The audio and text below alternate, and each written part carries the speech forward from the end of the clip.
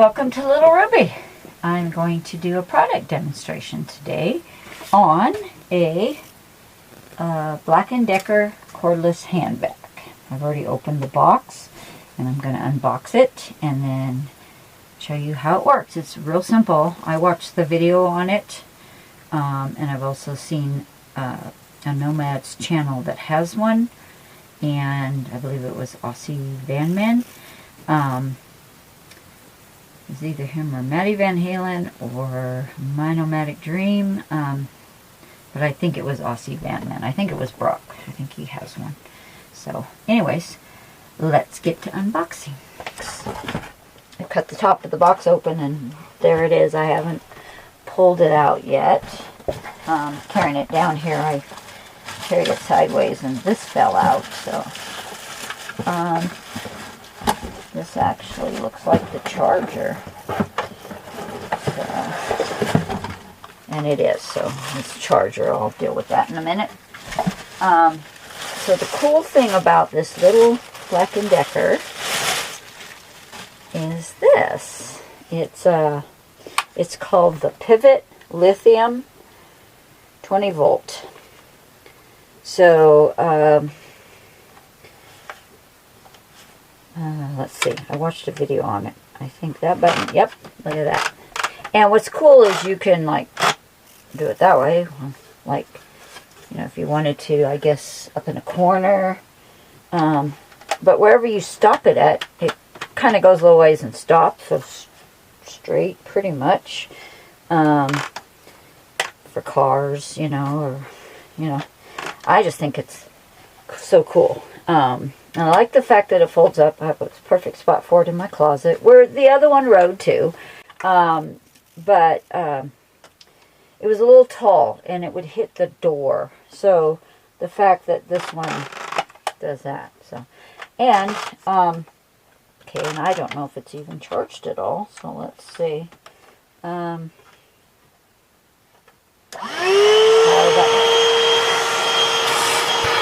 great suction.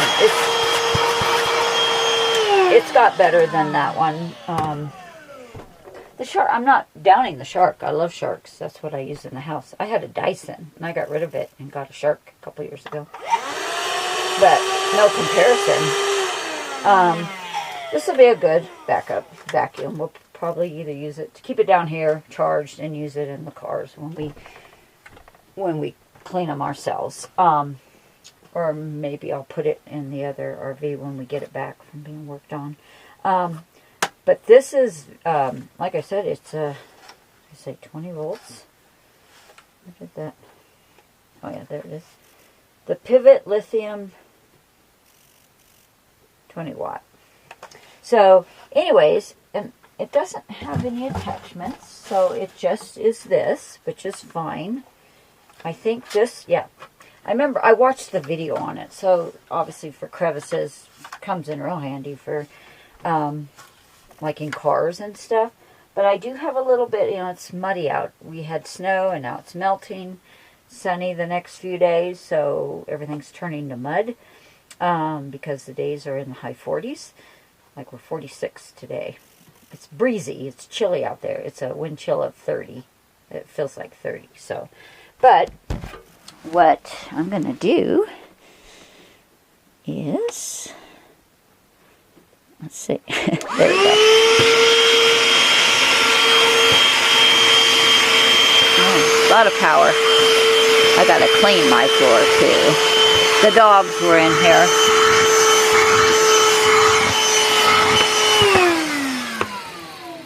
Okay. Probably needs to charge.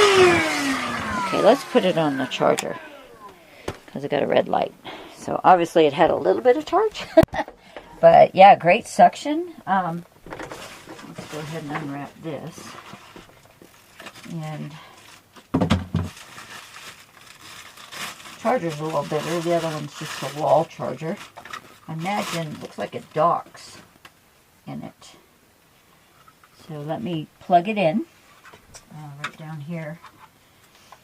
I guess, yeah, I'm going to do it down here. There it goes. Okay. I just did it on the floor. So basically, it just sits down like, a minute, connectors are there, and there's 2 pins there. I don't know why I did it so low. Okay. Anyways, there's 2 pins there and 2 pins there, and it just does that. I'm gonna let it charge for a minute. So that's a new gadget for me. I'll put a link for my Amazon affiliate store to get these. I think it was $89, but I'll have to verify that. I'll put the price in the video right here. And then also, so I've had this USB water faucet, that's what I call it, since I got Ruby. And it wasn't charging. I bought a second one and it's charged up. Just took it off the charger. And I put this one on its charger. So it looks like it's charging now. So I'm hoping I still have 2 to use because my goal is to have 2. So I normally, when I'm winterized, that vintage water woodland jug there, I take the yellow cap off and this sits down in one of them. Or I mean, one of them will sit down in it, and I use it over the sink here. And that's my inside water. And then I have another one for outside. And so that way I have outside water for the dogs or whatever. I hope to someday use Ruby, truthfully, along with a building, a casita type thing, you know, shed to expand into. But use Ruby for sleeping in and cooking, and then like the piece of property would either have an outhouse or some kind of compost toilet or something. That would be perfect. And then leave that property and travel around. I don't want a big RV. I don't plan on selling Ruby. That's not in the cards. I'm not upgrading her at any point. She will always be my trailer or my stuff.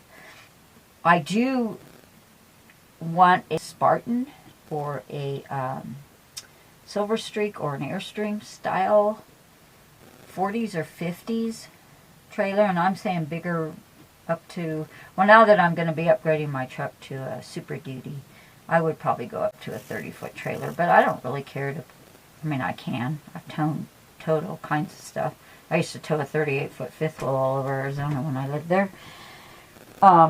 With a Dodge Dually truck I had. So I just don't want that big, and I don't need slides and all that. So probably a 26 to 30 foot vintage. Rounded top, basically, or aluminum style vintage. And I'll be done. That'll probably be the end of buying RVs for myself. So that's my goal. And if I had that, then that would be a stationary trailer more of the time, and then Ruby would be for my trips. So I got to do full-time RVing. We spent all of our 30s living in, first, my Class C motorhome that I bought brand new in '94. And I was already living in it when I met him. And then, and it was 33-foot Conquest Class C with the tag axle. It was long. I towed my Jeep behind it all over the country. And 2 years later, we sold that and bought a Montana fifth wheel. That was my one and only foray into a Montana. I know they're good. You don't see them as much. I mean, you know, they're still a good trailer. There's so many others. You know, now, what is it? Brinkley. Those things are awesome looking. I'd never buy one. I do not want all the bells and whistles.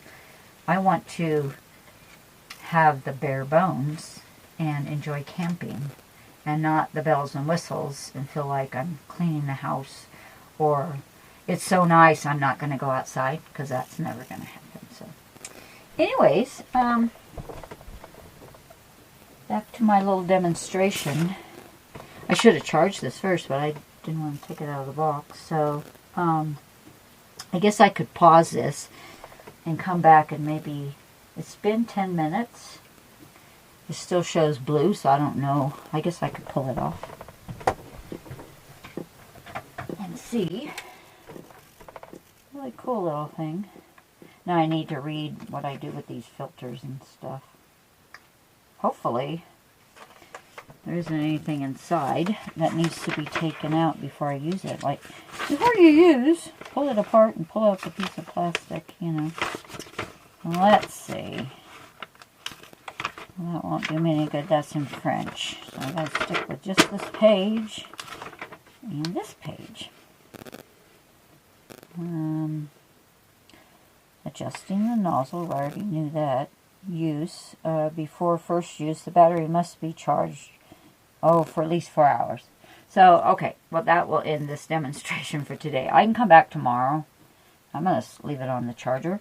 And then use it more in the trailer. So, but I could go ahead and start on the video and get the links up and everything. I'll do that. And then I'll just put a deal at the very end of it.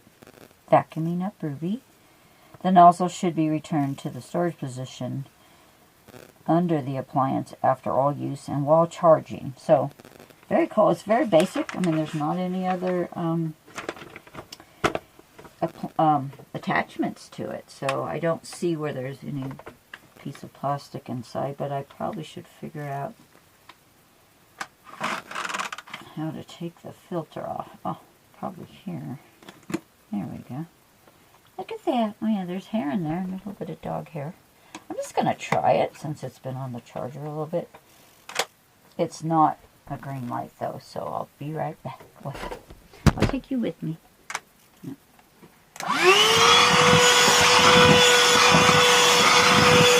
These rugs I usually shake. I don't, and then I vacuum them. So, kind of like a shag. Boy, it has good stuff in there. I really like it. A little fireplace. I just put it on just the flame. It's so warm in here with the sun coming in.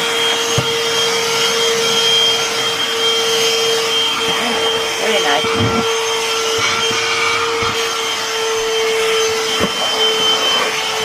I'm impressed. So, okay, it's dead already, so let me just set this here. Yeah, nice little vacuum. So I'll put the link in the price and all that, my Amazon affiliate link, and trying to get that going. So I'm just going to let this little thing.